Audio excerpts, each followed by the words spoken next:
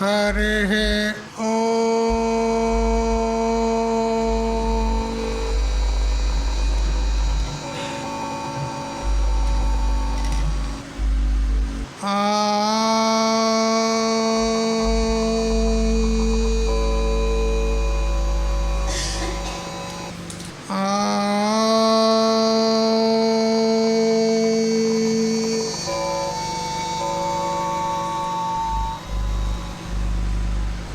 कृष्णं कमलपत्राक्षं पुण्यश्रवणकीर्तनं वासुदेवं जगद्योनिं नौमि नारायणं हरिं। शङ्करं शङ्कराचार्यं केशवं बादरायणम् सूत्रभाष्यकृतौ वन्दे भगवन्तौ पुनः पुनः। ईश्वरो गुरुरात्मेति मूर्तिभेदविभागिने व्योमवत् व्याप्तदेहाय दक्षिणामूर्तये नमः। युक्ताहारविहाराय विविक्तस्थलवासिने मलयाळयतीन्द्राय ब्रह्मनिष्ठाय ते नमः। गीता भागवताद्वैत तत्त्वामृतस्वरूपिणे गण्डीक्षेत्रनिवासाय रामकृष्णाय ते नमः। ॐ पूर्णमदः पूर्णमिदं पूर्णात् पूर्णमुदच्यते पूर्णस्य पूर्णमादाय पूर्णमेवावशिष्यते। ॐ शान्ति शान्ति शान्तिः। స్వాంత పరికల్పిత బ్రహ్మాండ అంతర్వర్తి సకల చరాచర ప్రాణికోట్ల యొక్క అసత్ జడ దుఃఖ మోహాత్మకమైనటువంటి సకల ఉపాధుల కంటే విలక్షణమై సత్తు చిత్తు ఆనంద రూపం చేత స్వయం ప్రకాశమానమై వెలుగొందుచున్నటువంటి ప్రత్యేక అభిన్న పరమాత్మకు సాష్టాంగ ప్రణమిల్లుతూ ఆత్మీయులారా, శ్రీమద్ భగవద్గీత క్షేత్ర క్షేత్రజ్ఞ విభాగ యోగము 13వ అధ్యాయము. అందులో 7 శ్లోకాలు తెలుసుకున్నాము. భగవంతుడు ఈ అధ్యాయంలో చెప్పదలుచుకున్నటువంటి 6 విషయాల్లో క్షేత్రం అంటే ఏమిటి, క్షేత్రజ్ఞుడు అనగా ఎవరు అని తెలుసుకొని జ్ఞానం అనగా ఏమిటి అది చెప్తూ ఉన్నాడు భగవంతుడు. జ్ఞానము 5 శ్లోకాల్లో వర్ణించాడు. అమానిత్వం అనేటువంటి 7వ శ్లోకం మొదలుకొని 11వ శ్లోక పర్యంతం. అందులో 7వ శ్లోకాన్ని యథామతిగా తెలుసుకున్నాము. ఇప్పుడు 8వ శ్లోకం యొక్క వ్యాఖ్యానం. ఇంద్రియార్థేషు వైరాగ్యం అనహంకార ఏవచ జన్మ మృత్యు జర వ్యాధి దుఃఖ దోషాను దర్శనం. ఇందులో 3 సాధనాలు చెప్పినాడు. ఇంద్రియార్థములు, ఇంద్రియములంటే మీకు తెలుసు, శ్రోత్ర త్వక్ చక్షు జిహ్వ గ్రాణ పంచ జ్ఞానేంద్రియాలు. వాటి యొక్క అర్థములు, అర్థములంటే విషయాలు. శ్రోత్రేంద్రియానికి శబ్ద విషయము, త్వగింద్రియానికి స్పర్శ విషయము, చక్షు అంటే నేత్రేంద్రియానికి రూప విషయము, రసనం అంటే నాలుక రసనేంద్రియానికి షడ్ రసాలు విషయము, అట్లే నాసిక ఘ్రాణము అంటారు, ముక్కు ఈ ఘ్రాణేంద్రియానికి విషయము గంధము, సుగంధము లేదా దుర్గంధాన్ని గ్రహిస్తుంది. ఇవి ఇంద్రియార్థములు. ఇంద్రియములు 5, వాటికి విషయాలు 5. అయితే ఈ ఇంద్రియార్థముల యందు ఇంతకు పూర్వమేమో ఇంద్రియాల గురించి నిగ్రహం చేసుకోవాలని చెప్పాడు, ఆత్మ వినిగ్రహ అనంటూ. ఇప్పుడు ఇంద్రియార్థములు శబ్దాది విషయాల్లో ఉన్నటువంటి దోషాన్ని మనము చూడాలి. ఆ ఇంద్రియార్థముల పట్ల అంటే శబ్ద స్పర్శ రూపరసగంధాది విషయాల పట్ల వైరాగ్యం కలిగి ఉండాలి అని చెప్పినాడు. మనం పొద్దున చెప్పిన ప్రకారంగా శబ్ద స్పర్శ రూప రస గంధ అనేటువంటి విషయాలకు ఒక్కొక్క విషయానికి ఒక్కొక్క ప్రాణి తన యొక్క ప్రాణాన్ని కోల్పోయింది అని చెప్పుకున్నాం. అయితే ఈ శబ్దాది విషయాల పట్ల వైరాగ్యం ఉండాలి. సాధకుడైనటువంటి వానికి వైరాగ్యం ఉండాలి. మరి వైరాగ్యం ఎలా కలుగుతుంది అంటే ఎంతవరకు మనకు విషయాల యందు ప్రీతి బుద్ధి ఉంటుందో, రాగబుద్ధి ఉంటుందో అంతవరకు వైరాగ్యం కలగదు. మరి ఎలా కలుగుతుంది అనంటే ఆ విషయాల పట్ల ఉన్నటువంటి దోషాలను దర్శించాలి. ప్రతి ఒక్క విషయం పట్ల ఉన్నటువంటి దోషాన్ని దర్శించాలి. ఈ దోష దర్శన ప్రకారము 3 విధాలుగా చెప్పబడింది. ఒకటి భోగ విషయక దోష దర్శనము. భోగం అంటే సుఖము అథవా దుఃఖం. మనకు విషయాల ద్వారా కలిగేటువంటి సుఖ దుఃఖాలు ఏవైతే ఉన్నాయో వాటిని బాగా విచారం చేయాలి. విచారం చేసి వాటి పట్ల దోషాన్ని దర్శించి ఆ భోగ విషయక సుఖ దుఃఖాలు ఏవైతే ఉన్నాయో వాటి నుంచి విరక్తిని పొందాలి. దానికి మనకు భగవంతుడే భగవద్గీతలోనే 5వ అధ్యాయము 22వ శ్లోకంలో చెప్పినాడు.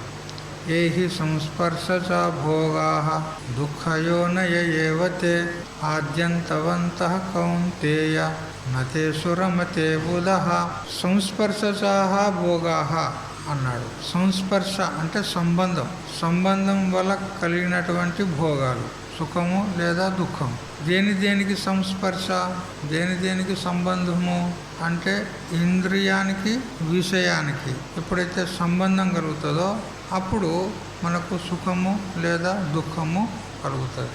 అంటే మనకు అనుకూలమైనటువంటి విషయంతో ఇంద్రియ సంబంధం అయితే సుఖం కలుగుతుంది. ప్రతికూలమైనటువంటి విషయంతో ఇంద్రియ సంబంధం అయితే దుఃఖం కలుగుతుంది. ఈ సుఖ దుఃఖాలు ఇంద్రియ విషయ సంబంధం వల్ల కలుగుతున్నాయి. మనకు ఇష్టమైనటువంటి ఒక వస్తువు కనపడింది అనుకోండి, అప్పుడు మనకు సుఖం కలుగుతుంది. లేదా అనిష్టమైనటువంటి వస్తువు కనపడితే దుఃఖం కలుగుతుంది. ఒక్కరికి తీపి అంటే చాలా ఇష్టం, లడ్లు జిలేబీ మొదలైనటువంటి చాలా ఇష్టం. వాటిని చూడగానే అతనికి సుఖం కలుగుతుంది, ఆనందం కలుగుతుంది. ఓ నాకు ఇష్టమైనటువంటి వస్తువు అని. ఇక వాటిని అనుభవించిన తర్వాత మరీ సుఖం. ప్రియ మోద ప్రమోద అనేటువంటి వృత్తుల చేత మనకు ఈ సుఖం ప్రాప్తమవుతుంది.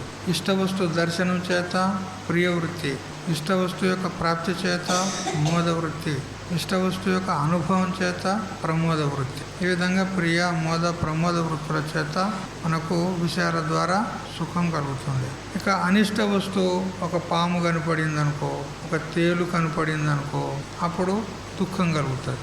ఎందుకంటే అది మనకు అనిష్టం ఉన్నది, దాంతో దుఃఖం కలుగుతుంది. ఈ విధంగా ఒక్కొక్క ఇంద్రియం చేత ఆయా ఇంద్రియానికి సంబంధించినటువంటి విషయం సంబంధమైనప్పుడు అనుకూల వస్తువు అయితే సుఖం కలుగుతుంది, ప్రతికూల వస్తువు అయితే దుఃఖం కలుగుతుంది. ఆ ఇంద్రియ విషయాల యొక్క సంబంధము తెగిపోయింది అనుకోండి. ఉదాహరణకు మనం ఒక లడ్డు తింటున్నప్పుడు మన నాలుక రసనేంద్రియం చేత ఆ లడ్డు యొక్క సంబంధం ఉంది నోట్లో ఉన్నంతసేపు. అప్పుడు మనకు చాలా బాగుంది, మంచిగా ఉంది అని ఆ సుఖాన్ని ఆస్వాదిస్తూ ఉంటాం. అది పళ్ళెంలో ఉన్నప్పుడు ఆ సుఖం లేదు, గొంతు దాటి లోనికి వెళితే సుఖం లేదు. నాలుక మీద ఉన్నప్పుడే ఆ విషయం యొక్క సుఖం మనకు కలుగుతుంది. అంటే ఆ విషయానికి రసనేంద్రియానికి సంబంధం ఉన్నది కాబట్టి అక్కడ సుఖం ఉంది. ఆ సంబంధం తెగిపోయింది అనుకో, అప్పుడు సుఖం లేదు. అంటే ఇంద్రియ విషయ సంబంధం వల్ల కలిగేటువంటి సుఖ దుఃఖాలు, ఈ భోగాలు, ఇవి ఆద్యంతవంతములు ఉన్నాయి. అంటే ఇంద్రియంతో విషయం యొక్క సంబంధం అయితే ఉత్పన్నమవుతుంది, మరియు వియోగం అయితే అంతమైపోతుంది. ఆది అంతం, ఉత్పత్తి వినాశాలు కలిగినటువంటి సుఖాలు ఇవి. మరియు దుఃఖ యోనయ అన్నాడు. దుఃఖానికి యోని అంటే కారణములు ఉన్నాయి. విషయ సుఖాలన్నీ కూడా దుఃఖానికే కారణం ఉన్నాయి. ఏ విషయ సుఖం కూడా మనకు నిజమైనటువంటి సుఖాన్ని ఇవ్వదు, దుఃఖాన్నే ఇష్టం. మొట్టమొదలు మనకు సుఖం అనిపిస్తుంది, దాని తర్వాత దుఃఖం కలుగుతుంది. దుఃఖ మిశ్రితము కానటువంటి సుఖం అనేది ప్రపంచంలో ఎక్కడా లేదు. ఏదేది మనకు సుఖంగా తోస్తుందో అది దుఃఖ మిశ్రితమయ్యే ఉంటుంది. ఎందుకు అనంటే ఆ విషయాలను అనుభవిస్తూ ఉంటే మనకు వాటి పట్ల ఆసక్తి పెరుగుతూ ఉంటే ఆ అనుభవజన్య సంస్కారం అంతఃకరణలో ఉంటుంది.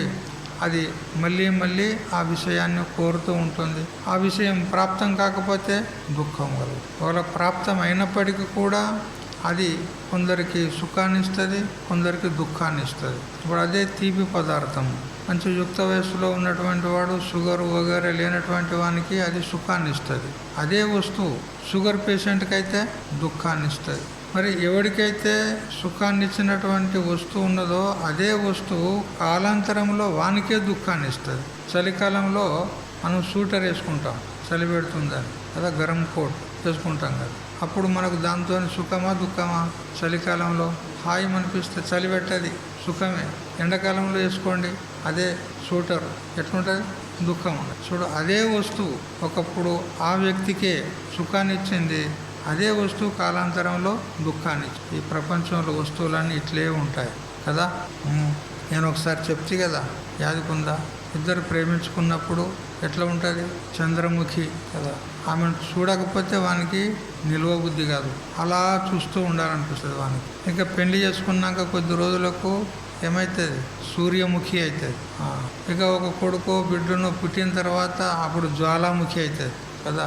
ఇంకా ఆమెను ఎవరు మందలించడానికి వశంలే. చూసారా? ఒకప్పుడు ఒక రకంగా ఉంది, కాలాంతరంలో మరొక రకంగా ఉంది.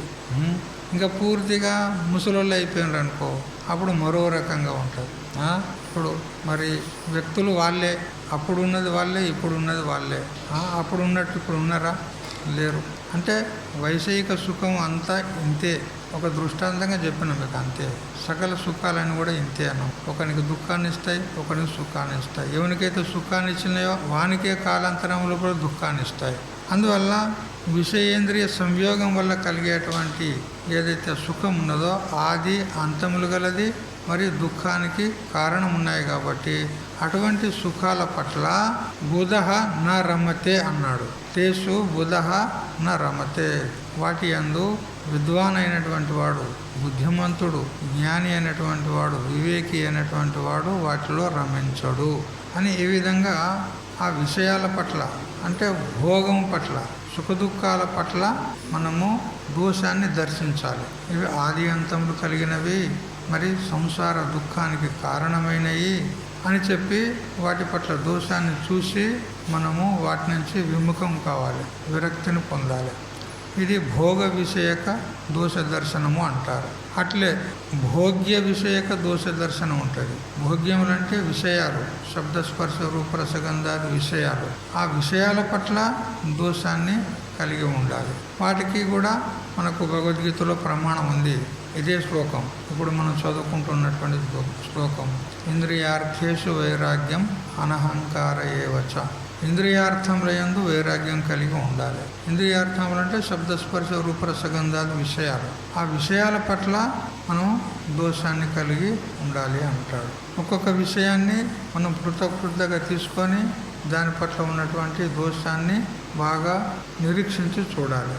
శబ్దంలో కానీ, స్పర్శంలో కానీ, రూపంలో కానీ, రసము, గంధము అన్నిట్లో. ఇవన్నీ కూడా ఎలాంటివి అని అంటే ఇట్లా వచ్చి అట్లా పోయేటివి ఉన్నాయి, మనకు దుఃఖాన్ని ఇచ్చేటివి ఉన్నాయి. క్షణిక సుఖాన్ని ఇస్తాయి, కొండంత దుఃఖాన్ని ఇస్తాయి. విషయాల్లో సుఖం అనేది వాస్తవంగా లేదు, ఉన్నది అనేటువంటి భ్రాంతి మనకు అవుతుంది. ఈ విధంగా చిన్నపిల్లవాడు తన బొటన వేలిని నోట్లో పెట్టుకొని చప్పరిస్తూ ఉంటాడు. వాని నోట్లో నుంచి లాలాజలము ఊరుతూ ఉంటుంది. అది అనుకుంటాడు వాడు ఏలు నుంచి వస్తుందో అనుకుంటాడు వాడు, భ్రాంతి. అట్లా మనం కూడా విషయాల నుంచే సుఖం వస్తుంది అని మనం అనుకుంటాం, కానీ విషయాల లోపల సుఖం లేదు.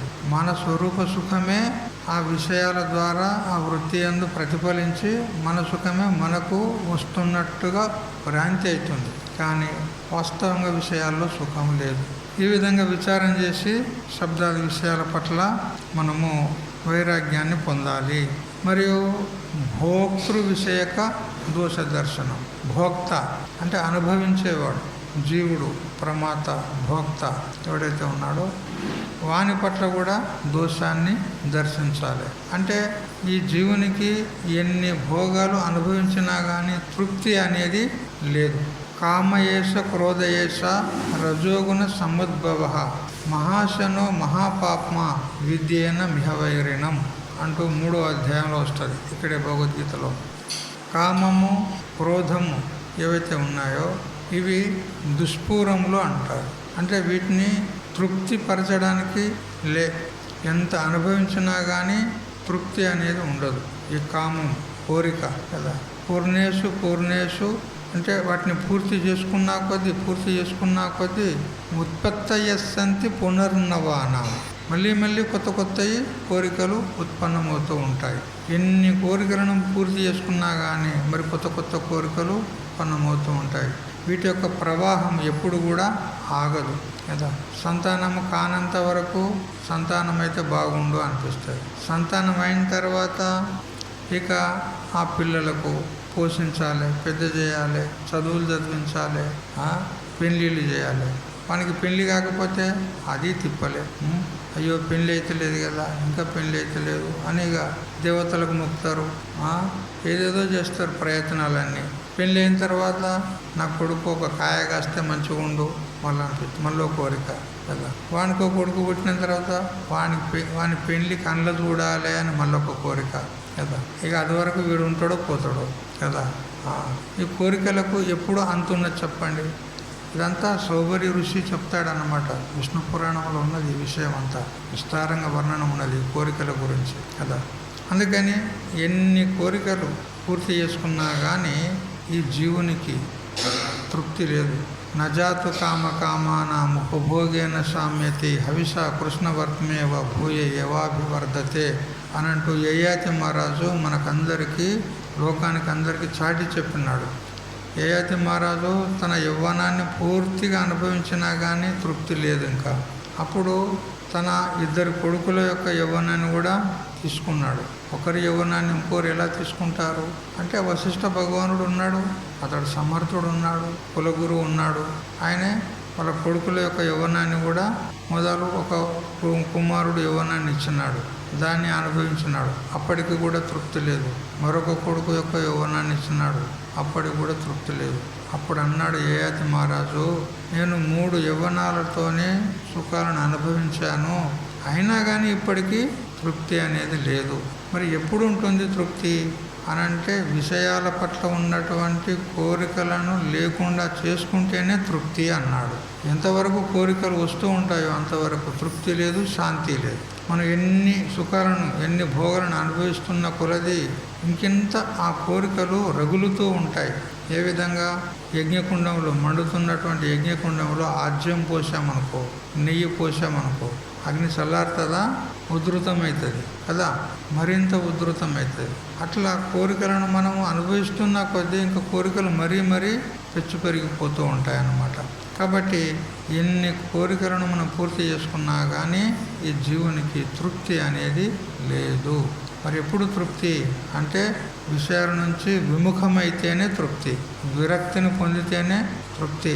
ఈ విధంగా భోక్త విషయక దోషాన్ని దర్శించాలి. ఈ ప్రకారంగా దోష దర్శనం లేకుండా మనకు వైరాగ్యం కలగది. వైరాగ్యం కలగకపోతే జ్ఞానం కలగది. వైరాగ్యాన వినా జ్ఞానం కదాచన్ ఉపజాయతే. వైరాగ్యం లేకుండా జ్ఞానం ఎప్పుడు కూడా కలగదు. అందువల్ల మనము ఈ విషయాలు ఏవైతే ఉన్నాయో అవి శత్రువులుగా భావించి మనం వాటి నుంచి విముఖం కావాలి. జగద్గురు శంకరాచార్యుల వారు వివేక చూడమల్లో చెప్తాడు, మనోనామ మహావ్యాఘ్రో విషయారణ్య భూమిషు చరత్యత్ర నగచ్చంతు సాధవోయే ముముక్షవ అన్నాడు. ఓ ముముక్షులైనటువంటి సాధకులారా, శబ్దస్పర్శ రూపరసగంధాది అనేటువంటి విషయాలనే ఒక అరణ్యం ఉన్నది.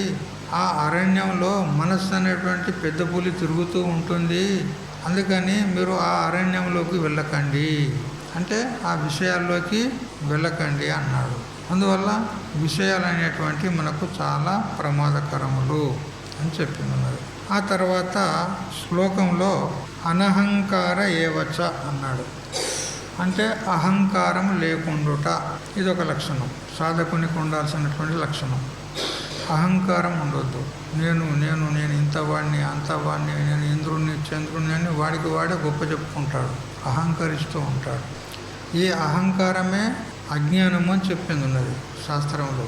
అజ్ఞానం అంటే మరేమో కాదు, ఈ అహంకారమే అజ్ఞానం. ఈ అహంకారం కనుక ఉన్నట్లయితే భగవంతుడు మన హృదయంలో ఉండడు. రాముడు ఉంటే కాముడు ఉండడు, కాముడు ఉంటే రాముడు ఉండడు. చూసారా? హిరణ్యకశిపుడు ఉంటే నరసింహస్వామి లేడు, నరసింహస్వామి ఉంటే హిరణ్యకశిపుడు లేడు. అంతే కదా? నరసింహస్వామి ప్రకటమైతే వాడిని చంపేశాడు, అంతే. ఇప్పుడు ఉన్నాడా హిరణ్యకశిపుడు? లేడు. వాడే అహంకారం. వాడేమన్నాడు? నేనేరా భగవంతుణ్ణి, ఎక్కడ విష్ణువును నువ్వు కీర్తిస్తావు, విష్ణువు గురించి ధ్యానం చేస్తావు, గానం చేస్తావు, నేను భగవంతుని ఉండంగా అంటాడు. అహంకారం. రావణాసురుడు అహంకరించి వాని పుత్రులు, వాని బంధు బలగం అంతా సర్వనాశనం అయిపోయింది, వాని రాజ్యం అంతా నాశనం అయిపోయింది. అహంకారము పతనం చేస్తుంది. సూక్ష్మ అహంకారం ఉన్నా చాలు, అది మెల్లమెల్లగా అది వృద్ధి అయ్యి వాడిని నాశనం చేస్తుంది. ఎందుకని అహంకారం ఉండకూడదు. ఒక ఊళ్ళో ఒక ఊరు పెద్ద ఒక ఆయన ఎప్పుడు వేలికి బంగారు ఉంగరం అర్ధతులం పెట్టుకునేవాడు, అర్ధతులం ఉంగరం. అయితే మిగతా సామాన్య జనులకు ఆ బంగారు ఉంగరం లేదు కదా. అయితే రోజు సాయంత్రం సమయానికి ఆ రైతులందరూ, ఊరు రైతులందరూ రచ్చబండ కాడికి వచ్చి ఆడ ముచ్చట్లు పెట్టుకుంటారు కాసేపు. ఆ తర్వాత మళ్ళీ ఎవరి ఇళ్ళలో వాళ్ళకి వెళ్ళిపోతారు.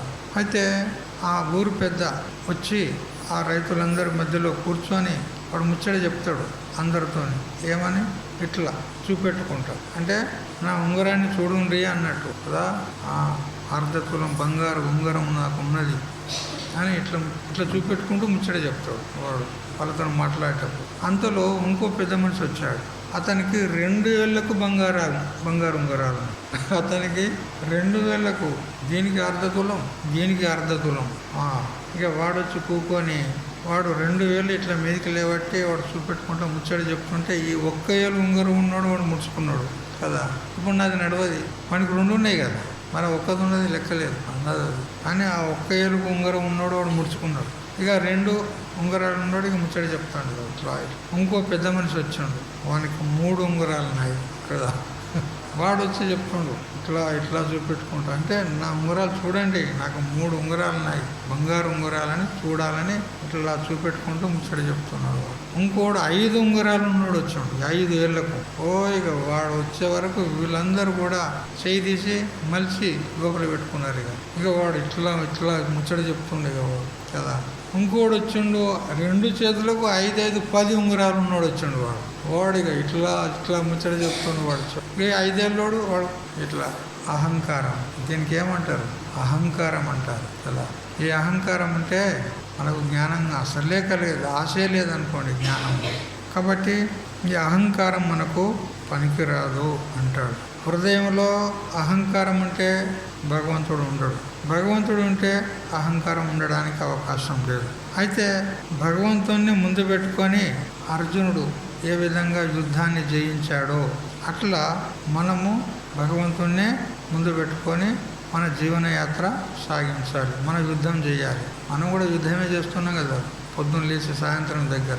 కాబట్టి భగవంతుని ముందు పెట్టుకోవాలి. అంటే భగవంతుని హృదయంలో పెట్టుకొని ఎల్లప్పుడూ ఆ భగవంతుని స్మరిస్తూ మనం ఏ పని చేసినా కానీ కృష్ణార్పణమస్తు, రామార్పణమస్తు, శివార్పణమస్తు అని మనం ఏ పని చేసినా కానీ భగవంతునికి అర్పణ చేస్తూ ఏ విధమైనటువంటి ఆ కర్మ యందు కానీ కర్మ ఫలం యందు కానీ ఏ విధమైన ఆసక్తి లేకుండా భగవదర్పితం చేసుకుంటూ ఉన్నట్లయితే ఆ భగవంతుని యొక్క అనుగ్రహం చేత మనకు సాధనాలు పట్టుబడి జ్ఞానం పొంది ముక్తులమయ్యేందుకు అవకాశం ఉంటుంది.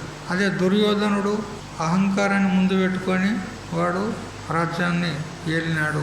చివరికి యుద్ధం కూడా వాని వల్లనే జరిగింది. మహాభారత యుద్ధం అంతా ఆ ఒక్కని వల్ల జరిగింది. 18 అక్షౌహిణుల సైన్యము వాని ఒక్కని స్వార్థానికి బలైపోయింది. దుర్యోధనుడు వాని ఒక్కని స్వార్థానికి 18 అక్షౌహిణుల సైన్యం బలైపోయింది. చూడు మన అహంకారం ఎంత ఉంటుంది. చివరికి వాడేమైపోయాడు?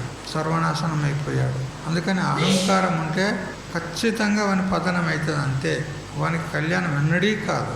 అందువల్ల అహంకారము ఉంచుకొనరాదు. అయితే ఒకనికి మరొకడు అడిగినాడు, ఏమయ్యా నువ్వు ఎవరి ముందన్న తల వంచినవా అని అడిగినాడు. నేనెందుకు ఉంచుదా, నాకేం అవసరం, నేను ఎవరికి కూడా తల వంచను, నేనంటే ఏమనుకున్నావు అంటాడు. మరి మంగళివాని ముందు తల వంచినవా లేదా అని అడిగినాడు కదా. మంగళవారి ముందు తల వంచినవా లేదా, సమాధానం లేదు ఇక, ఎందుకంటే వంచాలనే పడుతుంది అక్కడ కదా. అట్లా ఎక్కడో ఒక చోట తల వంచాల్సిందే అంతే. మరి ఎక్కడో పనికిరాని చోట వంచేదానికంటే భగవంతుని ముందు తల వంచు, మహాత్ముల ముందు తల వంచు, నీ కళ్యాణం అవుతుంది.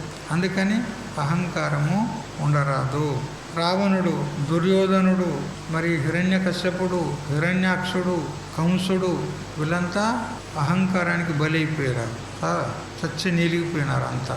అందుకని వాళ్ళను మనం దృష్టిలో పెట్టుకొని వారిలాగా మనం కావద్దు అని మనము అహంకారం లేకుండా ఉండాలి అని చెప్పింది. ఇది ఎటువంటిదంటే అహంకారము తీయని విషము లాంటిది. అదే తేనెలో విషం కలిపినట్టు ఉంటుంది ఈ అహంకారం.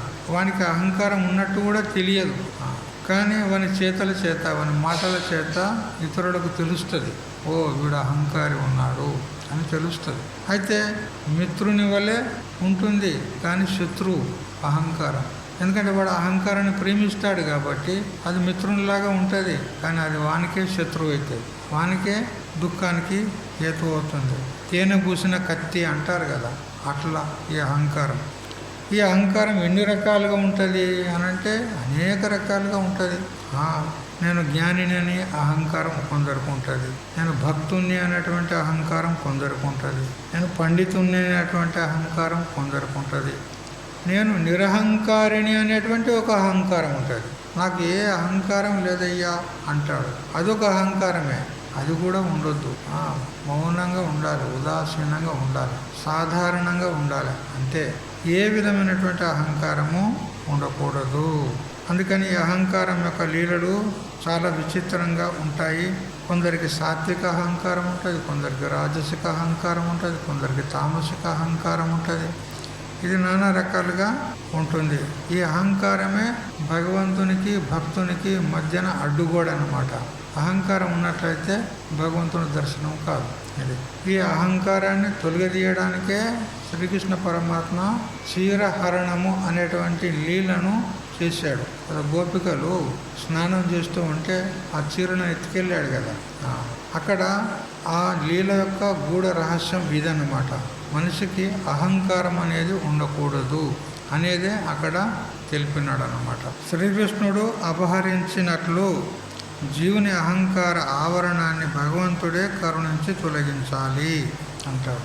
ఏ విధంగా గోపికల వస్త్రాలను శ్రీకృష్ణుడు అపహరించండో అట్లా మన యొక్క అహంకారాన్ని ఆ భగవంతుడే అపహరించాలి. మరి ఆ భగవంతుడు మన అహంకారాన్ని అపహరించాలంటే ఏం చేయాలి? ఆ భగవంతుని ఆరాధించాలి. మధుసూదన సరస్వతి స్వాముల వారు అదే అన్నాడు, నేను ఆ భగవంతుని యొక్క దాసుని అని మొదలు ఆ బుద్ధి ఉండే. ఆ భగవంతుడు ఏం చేశాడంటే ఆ దకారాన్ని దొంగిలించాడు. దాసోహం అని నేను అంటూ ఉంటే దాసోహం దాసోహం అని ఆయన యొక్క అర్చన, ఆయన యొక్క ఆరాధన నేను చేస్తూ ఉంటే ఆ దా అనేటువంటి అక్షరాన్ని దొంగిలించాడు. ఇక దా పోతే ఏముంటుంది? దాసోహం లోపల సోహం ఉంటుంది. అంటే నీవే నేను, నేనే నీవు అనేటువంటి భావన వస్తుంది. అట్లా భగవంతుడు మన అహంకారాన్ని దొంగిలించినట్లయితే, అపహరించినట్లయితే మనము భగవత్ స్వరూపులమయ్యే ఉంటాం. కాబట్టి ఇదే చిజ్జడ గ్రంథి అని కూడా అనొచ్చు. ఈ అహంకారానికే చిజ్జడ గ్రంథి అంటే చేతన జడముల యొక్క ముడి. గ్రంథి అంటే ముడి అన్నమాట. జడమైనటువంటి శరీరాదుల చేత చేతనమైనటువంటి ఆత్మ తాదాత్మ్యమైంది, అభేద అధ్యాస అయింది. అదే నేను, నేనే అది అని ఈ విధంగా అన్యోన్య అధ్యాస అయ్యింది. దీనికి చిజ్జడ గ్రంథి అంటారు, దీనికి అహంకారం అని కూడా అనవచ్చు. ఈ విధంగా ఇటువంటి అహంకారం లేకుండా ఉండడమే అనహంకార ఏవచ, అనహంకారము అన్నాడు. ఆ తర్వాత జన్మ మృత్యు జర వ్యాధి దుఃఖ దోషాను దర్శనం అన్నాడు. చూడు, జన్మ మృత్యు అంటే మరణము, మరియు జర అంటే ముసలితనము, మరియు వ్యాధి వాటి పట్ల దుఃఖం యొక్క అనుదర్శనం చేయాలి అన్నాడు. వీటన్నిటి ద్వారా వీటన్నిటిలో దుఃఖం ఉంటుంది. ఈ ప్రపంచమే దుఃఖరూపం ఉన్నది. దుఃఖాలయం అశాశ్వతం అని అంటూ భగవంతుడు స్వయంగా తన ముఖతః చెప్పినాడు. ఈ దేహం రోగమయము, సంసారం దుఃఖమయం కదా. రోగం లేని శరీరం ఉందా? ఏ రోగం లేని శరీరం ఉందా? ప్రతి శరీరానికి ఏదో ఒక రోగం ఉంటుంది తప్పకుండా. ఒకనికి షుగర్ ఉంటుంది, ఒకనికి బీపీ ఉంటుంది, ఒకనికి ఒకటి ఏదో ఒకటి ఉంటుంది. ఒకడు అన్నం జీర్ణమైతే లేదంటాడు కదా. తిందామని అనిపిస్తుంది, తింటే జీర్ణం కాదు, అజీర్ణ రోగం ఒకనికేమో భస్మ రోగం ఉంటుంది. భస్మ రోగం అంటే ఎంత తిన్నా కానీ అది భస్మైపోతుంది. అప్పుడే తింటాడు, మళ్ళీ ఒక 15 నిమిషాలు అరగంట అయిందో లేదో మళ్ళీ ఆకలి అయింది అంటాడు. భస్మ రోగం. అరగంట అవుతుందో లేదో ఆకలి అంటాడు. ఆకలి మళ్ళీ వండి పెట్టాలి వానికి. మళ్ళీ అరగంట అవుతుందో లేదో మళ్ళీ ఆకలి అంటాడు. వాడు ఎక్కడ పోతుందో ఏమో తెలియదు. మాకు తటస్థపడిండు ఒకడు, ఇట్లాంటి వాడు ఋషికేశ్లో ఉన్నప్పుడు. ఒకడు బృందావనం నుంచి వచ్చిండు, వానికి భస్మరోగం ఉన్నది. వాడు వస్తే ఏదో భక్తుడని పెట్టినాం. పెడితే వాడు ఇంత మనలాగా కాదు, వానికి ఇంత కావాలి. అంత తిన్నాడు. మళ్ళా 1 గంట అయిందో లేదో, స్వామీజీ భోజనం హై క్యా, భోజనం ఉన్నదా అని అడుగుతున్నాడు. అరే ఇప్పుడే తింటే కదరా ఇంత, భూకు లగరాయే, ఆకలి అవుతుందా అంటాడు వాడు. ఊరి వండి పెట్టినాం. వండి పెడితే మళ్ళా 1 గంట అయిందో లేదో ఆకలి అవుతుందా అంటాడు. ఓరి బాబురే నీతోనే వచ్చబడాలి. ఏంటిది అంటే భస్మ రోగం అంటారు దాన్ని. భస్మం అయిపోతుంది, ఎంత తిన్నా భస్మం అయిపోతుంది. అదొక రోగం. ఇట్లా ఎన్ని రోగాలు, అబ్బా పుట్టే రోగాలు కదా. కాబట్టి అనిత్య మసుకం లోకం అని ఈ విధంగా భగవంతుడు స్వయంగా చెప్పినాడు. ఈ లోకము అనిత్యమైనటువంటిది, సుఖరూపమైంది కాదు, దుఃఖరూపమైంది అని చెప్పినాడు. మనుష్యుడు పుట్టేటప్పుడు ఏడుస్తూ పుడతాడు, చచ్చేటప్పుడు ఏడుస్తూనే చస్తాడు. ఏదో ఏడుపు ఏదో ఒకటి ఉంటుంది. ఇక మనుమల గురించో, మనమరాళ్ళ గురించో, కొడుకుల గురించో, కోడళ్ళ గురించో, ఆస్తుల గురించో, డబ్బు గురించో ఏదో రోగం ఉంటుంది వానికి. దేంతోనైనా ఏడుస్తాడు. అయితే కొందరేమో గట్టిగా ఏడుస్తారు, కొందరేమో గుట్టుగా ఏడుస్తారు, లోపల ఏడుస్తారు. కానీ మొత్తం మీద ఏడుపు అనేది ఉంటుంది. నువ్వు ఎంత కోటీశ్వరుని కన్నా అడగండి, కోట్ల డబ్బు ఉంటుంది, కానీ ఏమయ్యా బాగున్నావా, ఏం బాగున్నా అంటాడు కదా. ఎందుకంటే అంత ఉన్నది. తిందామంటే భగవంతుడు నోరు మూపించాడు. ఎందుకంటే అంత కోటీశ్వరుడు కూడా జొన్న గట్టుకనే తినాలి. ఎందుకంటే నువ్వు వేరే ఏదైనా తింటావంటే చస్తావు, రోగం. డాక్టర్లు చెప్పారు నువ్వు జొన్న గట్టుక తింటేనే బతుకుతావు అని డాక్టర్ చెప్పారు. మరి ఆ కోట్లు ఉండి ఏం లాభం చెప్పు. ఇక మనకి దుఃఖం కలగదా, అయ్యో ఇంత సంపాదించుకుంటే నేను జీవితం అంతా కష్టం చేసి ఇంత సంపాదించిన తర్వాత కూర్చొని తిందామనేసరికి భగవంతుడు నోరు మూపించాడు. జొన్న గట్టుక తినమంటాడు. చూడు వానికి దుఃఖం ఉన్నదా లేదా. కోటీశ్వరుడు ఉన్నాడు, ఏం లాభం, దుఃఖం తప్పిందా. ఇట్లా ఎవ్వనికి దుఃఖం తప్పదు. ఇంద్రునికి కూడా దుఃఖం తప్పదు. ఇంద్రుడు ఉచ్చకోటి భోగాలు అనుభవిస్తాడని మనం అనుకుంటాం, కానీ వానికి లేస్తే పడుకుంటే ఎప్పటికీ దుఃఖమే వానికి. ఎందుకంటే ఏ రాక్షసుడు తపస్సు చేసి నా సీటు లాక్కొని పోతాడో ఏమో వానికి ఆ దుఃఖం. ఎవడైనా రాక్షసుడు తపస్సు చేస్తుండంటే ఇంకా వానికి నిద్ర పట్టదు. ఇంద్రునికి వానికి అన్ని విఘ్నాలు చేస్తాడు, ఈ తపస్సు భంగం చేయాలి. ఆ రాక్షసులు ఆ తపస్సు ఎన్ని కష్టాలు వచ్చినా, ఎన్ని దుఃఖాలు వచ్చినా ఎదుర్కొని వారు ఇక తపస్సు లోపల సఫలమైనరు అనుకోండి.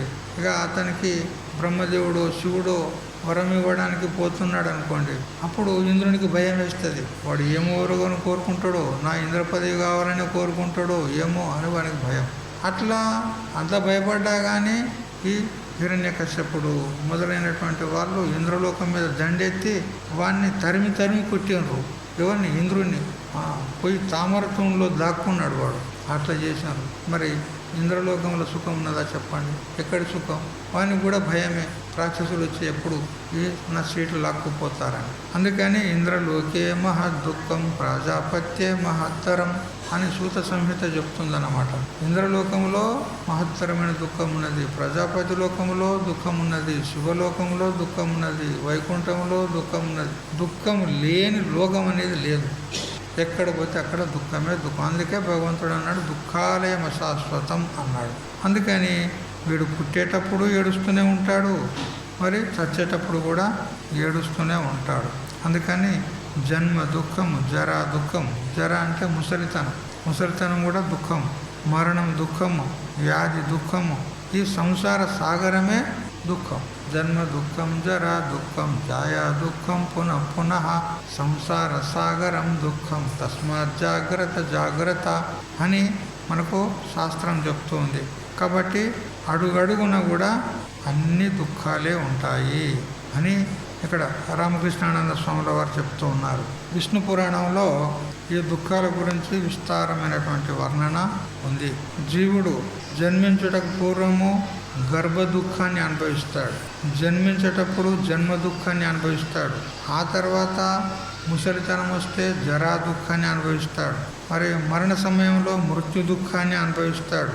మృత్యువును పొందిన తర్వాత కూడా వాడు నరకానికి పోయి నరక దుఃఖాలను అనుభవిస్తాడు. చూడు, జీవునికి సుఖం ఎక్కడున్నది చెప్పండి. తల్లి గర్భం లోపల అత్యంత మలపూర్ణమైనటువంటి గర్భాశయంలో అంటే ఆ మావి చేత కప్పబడి వాడు ఆ సుకుమారమైనటువంటి ఆ శరీరం కలిగినటువంటి ఆ జీవుడు వానికి తల మరియు నడుము కాళ్ళు అన్నీ వంచుకొని ఉండవలసి వస్తుంది ఆ గర్భాశయంలో కదా. చూసారు ఎప్పుడైనా ఫోటోలు? గర్భంలో ఇట్లా వంచుకొని ఉంటాడు, మెసలరాదు. ఆ గర్భాశయం లోపల సంకుచిత ప్రదేశం. అక్కడ ఒకవైపు మూత్రాశయం ఉంటుంది, ఒకవైపు మలాశయం ఉంటుంది. ఆ రెండు మధ్యలో వాడు కుములుతూ ఉంటాడనమాట కదా. మరియు తల్లి తిన్నటువంటి ఆహారం చేత కూడా వానికి దుఃఖం కలుగుతుంది. కారం తిన్నదనుకో తల్లి, వానికి దుఃఖం కలుగుతుంది. ఎందుకంటే ఆ కారం చేత అది రసం వానికి చేరుతుంది కదా బొడ్డు ద్వారా. బొడ్డుకు తల్లికి కనెక్షన్ ఉంటుంది కదా. పుట్టిన తర్వాత కూడా దాన్ని కట్ చేస్తారు, దాని ద్వారా వానికి చేరుకుంటే వానికి దుఃఖం కలుగుతుంది. పుల్లటి పదార్థాలు తిన్నదనుకో తల్లి, వానికి దుఃఖం కలుగుతుంది. ఇట్లా అనేక రకాలైనటువంటి దుఃఖాలు తల్లి గర్భంలో ఉంటాయి. మలమూత్రాలు అనేటువంటి మహాపంకం లోపల సంపూర్ణ అంగాలన్నింటినీ కూడా వాడు ముకులించుకొని వానికి ఎంత పీడ కలిగినా కానీ ఎవరికి చెప్పుకోలేడు. వాడు ఆ దుఃఖాన్ని తీర్చుకోలేడు, తప్పకుండా అనుభవించాల్సిందే అంతే. అవయవాలు చాచుకోవడానికి రాదు, పుడుచుకోవడానికి రాదు, అలా ఉండిపోతాడు. ఈ విధంగా తల్లి గర్భంలో సైకుడు అంటే వందల కొలది దుఃఖాలు ఉంటాయి అంటాడు. ఇక ఆ గర్భంలో వానికి అనేక జన్మల్లో చేసినటువంటి కర్మలు స్మృతికి వస్తాయంట. ఆ గర్భంలో వాడు ఏమేమి పాపాలు చేసిండో అన్ని స్మృతికి వస్తాయంట. అప్పుడు ఆ పాపాల యొక్క ఫలము దుఃఖం కదా. ఆ దుఃఖాన్ని గుర్తు తెచ్చుకొని, అయ్యో భగవంతా, నేను తెలియక ఎన్నో పాపాలు చేసిన, నన్ను క్షమించు, నా పాపాలను పొడగొట్టు, నాకు ఈ గర్భ నరకం నుంచి నన్ను ప్రపంచంలోకి పంపించు. నేను ఎప్పుడైతే ప్రపంచంలోకి పోతానో నీ యొక్క భజననే నేను చేస్తూ ఉంటా, నీ భజన తప్ప అన్య చింతన చెయ్యను అని ఆ గర్భంలో ఉండి ప్రతిజ్ఞ చేస్తాడంట. ఇక ఎప్పుడైతే ఆ వైష్ణవి వాయువు చేత పీడింపబడి వాడు ఎప్పుడైతే గర్భం నుండి వాడు బాహ్య ప్రపంచంలోకి వస్తాడో అప్పుడు దుఃఖమే వానికి. ఏదో అలా వాడు వచ్చి భూమి మీద పడ్డాడు అనుకో. పడిపోయిన తర్వాత వాడు గర్భంలో ఉండి భగవంతునికి ఏదైతే ప్రతిజ్ఞ చేసిండో, భగవంతా నేను పుట్టిన తర్వాత నీ భజననే చేసుకుంటా అని ప్రతిజ్ఞ మర్చిపోతాడు. మర్చిపోయి ఇక ప్రాపంచికమైనటువంటి విషయాల లోపల వాడు ప్రవృత్తుడవుతాడు. ఇట్లా ఉంటాడు. ఈ విధంగా ఉత్పన్నమైన తర్వాత ఇక బాహ్య వాయు యొక్క స్పర్శ అవుటతోడనే వాడు మూర్ఛితుడైపోతాడు. అందుకే కదా డాక్టర్లు వాడిని 2 కాళ్ళు బట్టి వాడిని వేలాడదీసి ఇట్లా కొడతారు వాడిని ఈపుల. వాడు ఏడవకపోతే వీళ్ళందరూ ఏడుస్తారు. వాడు ఏడవాలి, ఏడుస్తేనే మంచిది. వాడు ఏడవలేదనుకో, ఒకవైపు తల్లి ఏడుస్తుంది, ఒక తండ్రి, తాత, అమ్మ, బంధువు బలగం అందరూ ఏడుస్తారు. అయ్యో వాడు సపోర్ట్ చేస్తాడు, వాడు నడపోయిండు అని వీళ్ళు ఏడుస్తారు కదా. అందుకే ఏదో చిన్నపాటు ఉండే కదా. తర్వాత ఎప్పుడైతే ఆ దుర్గంధయుక్తమైనటువంటి ఆ సంకుచితమైనటువంటి క్రిమి కీటకాల చేత పూర్ణమైనటువంటి ఆ గర్భ నరకం నుంచి వాడు పృథ్వీ మీదకి వస్తాడో అప్పుడు ఇక స్వయంగా వాడు ఆ ప్రతిజ్ఞ అంతా మర్చిపోయి ఇక ప్రపంచంలో ఉన్నటువంటి విషయాల్లో పడి వాడు మునిగి తేలుతూ ఉంటాడు. ఇది.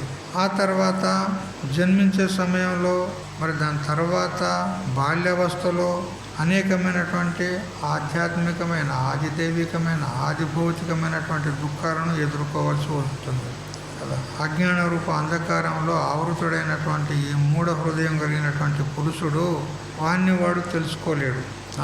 నేను ఎక్కడి నుంచి వచ్చినా, నేను ఎవరిని, మరి నేను ఎక్కడికి పోతున్నాను, నా గమ్యం ఏది, మరి నా స్వరూపం ఏది, వానికి ఏమీ తెలియదు. అజ్ఞానం చేత ఆవరింపబడినటువంటి స్వరూపం కలిగినటువంటి వాడు. ఇక వాడు నేను బద్ధుడనైపోయినాను అనుకుంటాడు. ఏ విధంగా అంటే పుత్రులతోని, మిత్రులతోని, ఆ బంధు బలగంతోని, ఆస్తిపాస్తులతోని వాడు అటాచ్మెంట్ పెట్టుకొని నేను బద్ధుడనైపోయినాను అంటాడు. స్వయంగా విచారం చేస్తే వాడు బద్ధుడు కానే కాదు. వాడు వదిలించుకుంటే అన్నీ పోతాయి, కానీ వదులుకునేటువంటి ఇష్టం లేదు. ఇష్టం లేక వాళ్ళు నన్ను బంధిస్తున్నారు అని అంటాడు కదా. సత్సంగానికి వస్తావా అమ్మా అంటే, ఈ ఏడు వచ్చేటట్టు ఉన్నది బిడ్డ, ఇగో నా మనుమడు, వాళ్ళు తల్లిదండ్రులేమో పొలం పనికి పోయినరు, ఇంట్లో ఎవరు లేరు, నేనే ముసలిదాన్ని ఒకదాన్ని వాడి ఉన్నా, ఆ పిల్లగాన్ని ఎవరు పట్టుకోవాలి, ఇక వాడు నన్ను ఎక్కడ పోనిస్తాడు అంటే వాడు నన్ను కట్టేసిండు అని చెప్తుంది అన్నమాట. మరి వదిలించుకుంటే వదలదా? వదిలించుకుంటే వస్తుంది, కానీ ఎక్కడ వదిలించుకుంటట్టు ఉన్నా అని అంటాడు కదా. ఈ విధంగా వీడు స్వయంగా బద్ధుడయ్యి నాకు సంసారం బంధిస్తుందని అనుకుంటున్నాడు. తుకారాం మహారాజు లోకానికి అందరికీ చాటి చెప్తూ ఉన్నాడు, అయ్యా భగవంతుని నామస్మరణ చెయ్యండి, విఠలుని నామస్మరణ చెయ్యండి, విఠల భజన చెయ్యండి, మీ జన్మలు ధన్యమైపోతాయి అని అంటే, మాకెక్కడ తీరుతుందయ్యా, మాకు సంసారమే పట్టుకొని మమ్మల్ని పీడిస్తుంది, మేము ఆ బంధం నుంచి మేము బయటకు రాలేము అని ఎంత చెప్పినా కానీ వింటలేరు ఆ లోకం. అప్పుడు ఒక రస్తా అంటే బాటలో ఒక చెట్టు ఉంది. ఆ చెట్టును గట్టిగా పట్టుకున్నాడు ఎవరు? తుకారాం మహారాజు. గట్టిగా పట్టుకొని వచ్చిపోయేటోళ్ళని అంటున్నారు, అయ్యో నన్ను చెట్టు గట్టిగా పట్టుకున్నది, నన్ను ఇడిపించండి, నన్ను చెట్టు పట్టుకున్నది, నన్ను ఇడిపించండి అని అంటున్నాడు. అప్పుడు వచ్చిపోయేటోళ్ళు ఏమంటారు, ఏమరా మూర్ఖుడవా, నువ్వు పిచ్చోనివా, చెట్టు నిన్ను పట్టుకున్నదా, నువ్వు చెట్టును పట్టుకున్నావా? ఎవరు పట్టుకున్నారు? ఆయనే చెట్టును పట్టుకున్నాడు. చెట్టు పట్టుకున్నదా? వాడు ఇడిస్తే అయిపోయా, అంతే కదా. మూర్ఖుని ఉన్నావా నువ్వు? చెట్టు నువ్వు పట్టుకొని చెట్టు నిన్ను పట్టుకున్నదా అంటున్నావు అని అంటే, అప్పుడు ఆ చెట్టును విడిచిపెట్టి వచ్చి ఆయన అంటాడు, నేను గదే చెప్తున్నా కదా అంటాడు. మీ అందరికీ నేను గదే చెప్తున్నా, ఏమి సంసారం మిమ్మల్ని పట్టుకోలేదు, మీరే సంసారాన్ని పట్టుకున్నారు, అందుకని మీరు విడిచిపెడితే ముక్తులే అయిపోతారు. అందువల్ల నేను ఇంతగానో చెప్తుంటే మీకు తెలుస్తలేదే అని అప్పుడు వాళ్ళందరికీ ఆ దృష్టాంతం చెప్తాడనమాట. సంసారం మిమ్మల్ని పట్టుకోలే, మీరే సంసారాన్ని పట్టుకున్నారు. ఆ కూతలు పెట్టేవాడు ఆ చిన్న మూతి కలిగినటువంటి పూజ, అది కూతురు ఉన్న చోట పెట్టి ఆ పూజ లోపల పుట్నాలు పోస్తాడు. అవి శనగ పుట్నాలు, శనగలు ఉంటాయి కదా, అవి పోస్తాడు. పోసి దూరంగా ఉంటాడు వాడు. ఆ చెట్ల మీద కోతులు గబా గబా గబా కిందికి దుంకుతాయి. దుంకి అలా పెద్ద కోతి ఉంటుంది ఒకటి, ఏ కోతిని దగ్గర రానియదు, అన్నిటిని థోక్ అని అంత దూరం కొట్టి అది చెయ్యి దూరుస్తుంది. దూర్చేటప్పుడు చెయ్యి పోయింది, కానీ లోనికి పోయిన తర్వాత దానికి పిడికిలికి ఎన్ని గింజలు ఆ పుట్నాలు పడితే అన్ని గట్టిగా పట్టుకున్నది. పట్టుకొని తీసేటప్పుడు చెయ్యి వెడల్పు అవుతుంది కదా, దూర్చేటప్పుడు ఇట్లా దూర్చండి, సన్నం ఉన్నది. ఆ పుట్నాలు పట్టుకునేసరికి వెడల్పు అయింది. ఆ పూజ మూతి సన్నం ఉంటుంది, దాన్ని మెడ సన్నం ఉంటుంది. ఇప్పుడు ఇట్లా తీయబోతే వస్తలేదు. అయ్యో నన్ను ఎవడో పట్టుకున్నాడని అది అటు ఇటు ఎగురుతుంది. ఎవడు పట్టుకున్నాడు? అది పట్టుకున్నదా? ఎవడు పట్టుకున్నాడు? లోపల అదే పట్టుకున్నది. ఆ పుట్నాలు ఇడిస్తే చెయ్యి వస్తుంది కదా, కానీ ఇడవది. అంత లోపల ఆ కోదలు పట్టేవాడు వస్తాడు, దాన్ని పట్టుకుంటాడు, అయిపోయి. ఈ ప్రకారంగా సంసారంలో బద్ధులమని మనం అనుకుంటున్నాము. ఎందువల్ల? అజ్ఞానం చేత. అందుకని ఆ అజ్ఞానాన్ని పోగొట్టుకుంటే మొత్తం జంజాటే పోతుంది. ఈ జన్మించుట, మరణించుట, ఈ జరావస్థ, ఏది జంజాటు ఉండదు. ఆ అజ్ఞానం పోవాలంటే మనము గురువులని ఆశ్రయించాలి, శాస్త్రాన్ని ఆశ్రయించాలి అని మనకు శాస్త్రం చెప్తుంది. ఇంకా అనేక గుణాలు ఉన్నాయి, 20 గుణాలు ఉన్నాయి. మొత్తం ఒక్కొక్కటిగా తెలుసుకుంటూ ఉన్నాం. మరి మిగతా విషయం రేపటి నుంచి తెలుసుకుందాం. హరి ఓం తత్సత్. ఓం సహనావతు సహనౌ భునక్తు సహ వీర్యం కరవావహై తేజస్వినావధీతమస్తు మా విద్విషావహై. ఓం శాంతి శాంతి శాంతి.